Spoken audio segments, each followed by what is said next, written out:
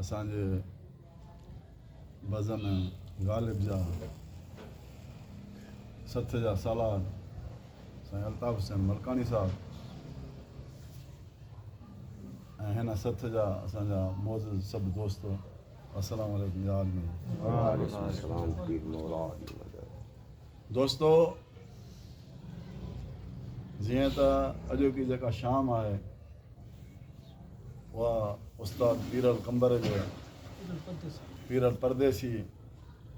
जे नाम सां रखियल आहे प्रोग्राम उनजो। उस्ताद पीरल परदेसी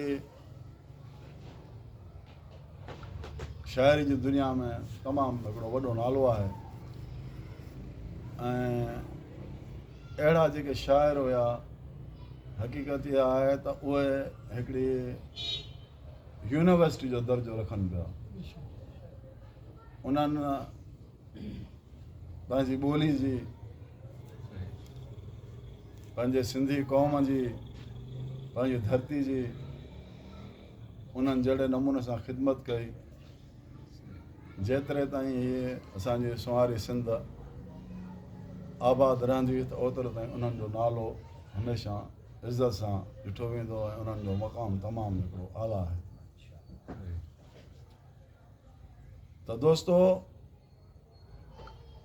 उहे क़ौमूं हमेशह शाद थींदियूं आहिनि आबाद रहंदियूं आहिनि जेके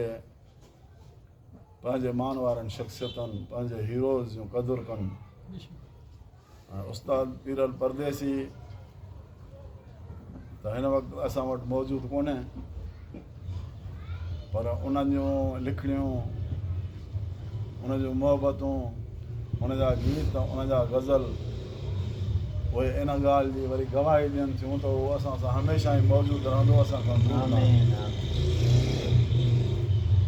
असीं दुआ था कयूं त असांजा दोस्त असांजा साथी उहे पंहिंजे हीरोज़ खे